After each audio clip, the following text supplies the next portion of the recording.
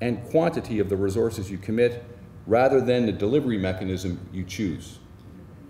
And that's why, pardon me if I don't stick to the UN cheerleading script here. It's not to say, well, I've stated here that when you under-resource an intervention, it doesn't matter how good you are, you will fail. If you don't put enough assets behind it, the thing will fall apart. And that's not to say that leadership isn't important, because it certainly is, and I'll address it secondly. The important takeaway, and I suppose the nub of my argument is, boots on the ground are required, and they have to be made up of a combination of internationals who arrive with enablers, and a professionalized indigenous force of both police and military, all assembled under competent leadership. So in short, it's really only two things. Quality density, in other words, you need to have enough folks on the ground to provide real security. Quality density matters, and professional leadership exercised in a unity of command environment is essential. And I'll try and tie this back to Mr. Brahimi. And the best way for me to explain this is actually on my own experiences. So in 95, 96, I was a company commander and as part of the first NATO intervention in an out-of-area operation. I was had 185 Canadians under the Queen's Royal Hussars, which is a British cavalry regiment. It's a whole different story. And 60,000 soldiers went into Bosnia after UNPROFOR failed and created what I would call belligerent gridlock. They couldn't turn anywhere, whether they were Bosnian, Serb, or Croat, and not bump into somebody from NATO. And when you've got belligerent gridlock, you can secure the population. And slowly over time, we managed that. And I spoke earlier about enabled troops. This is a good example because the Queen's Royal Hussars, who are with a cavalry regiment, were armed with Challenger tanks. So that's a 70-ton behemoth that when it rumbles through a village, it knocks the dust off of your chandeliers, etc., and it certainly gets your attention. So it's nice to have that kind of heavy metal around when you're trying to make an impression. I know the results, and this mission continues to evolve, were evident because I returned in 2001 as a battalion commander, and I could see the change in 5 years. It was quite dramatic. But if I speak to density, quality density in Afghan terms, I can speak to the only province I have real knowledge in, and that's Kandahar. When I arrived in May of 2008, the density, remembering that in a counterinsurgency environment, the target number is always to have 20 security force personnel for every 1,000 people in the population. We're about securing the population, not about securing terrain. The ratio of security forces to people on the civilian population on the ground in 2008 when I arrived was 6.5, target's 20.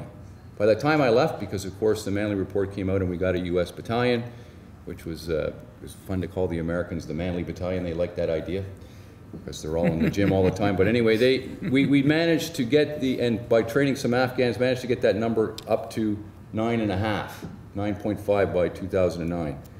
But today, in Kandahar province, the ratio is 20.6 to every 1,000 people on the ground. There's actually finally, the mission is properly resourced in that province.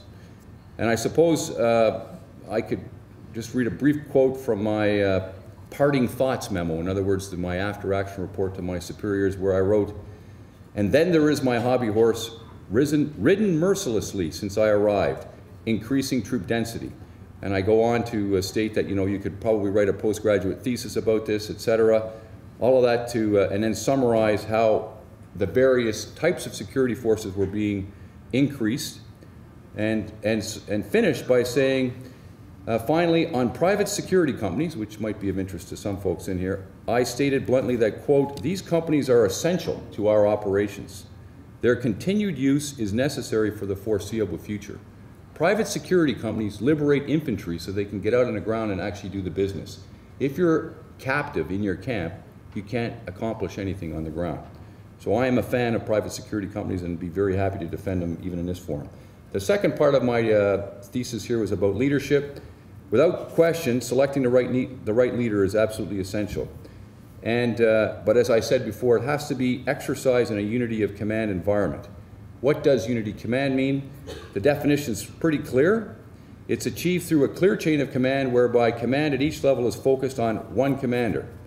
And the definition goes on, this is of course an Army definition, goes on to say that in joint, interagency, multinational, and public operations, read any sort of peacekeeping operation, however, absolute unity of command may not be achievable.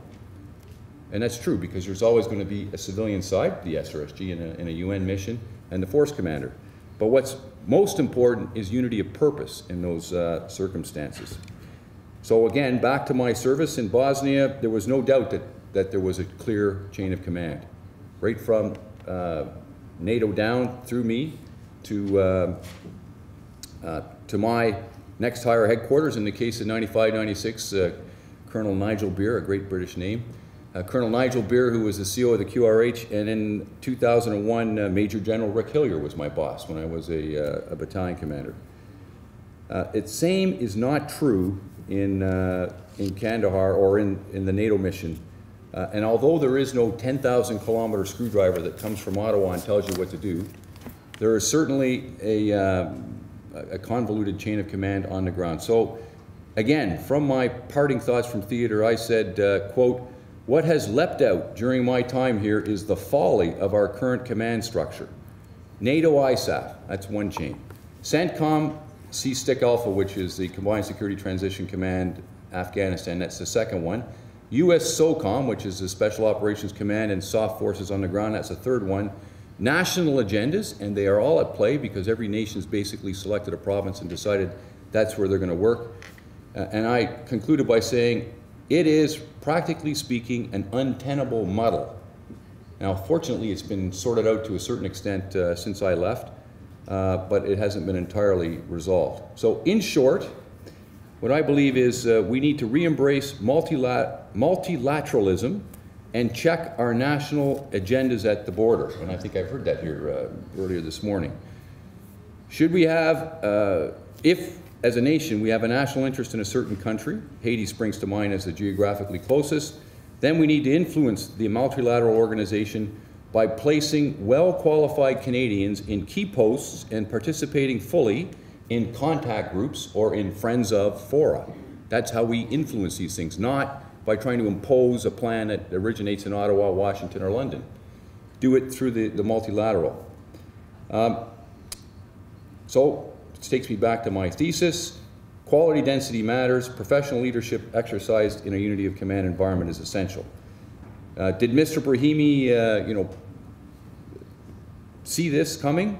Partially, I think, and I think that he got the leadership piece right because it's mentioned throughout the report that we need to take we need to make more of an effort selecting leaders. But in terms of quality density, the one place where the UN has an absolute allergic reaction is in the formation of armed forces in the country they happen to be involved in.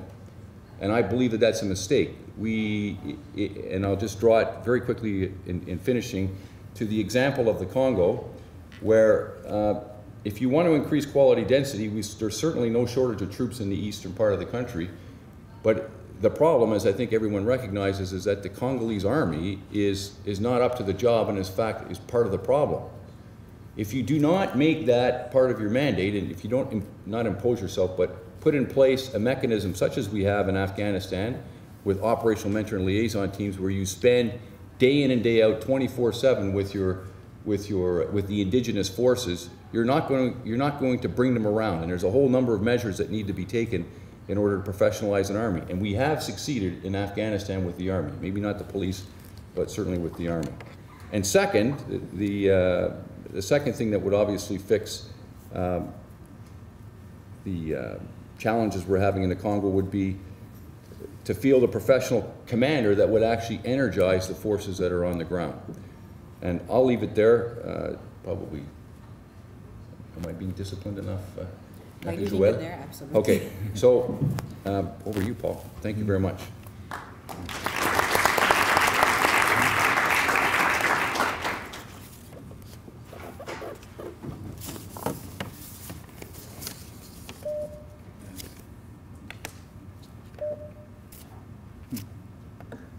Okay, thank you very much. I'm I'm going to demonstrate to you why it is the case that to be the ambassador in a mission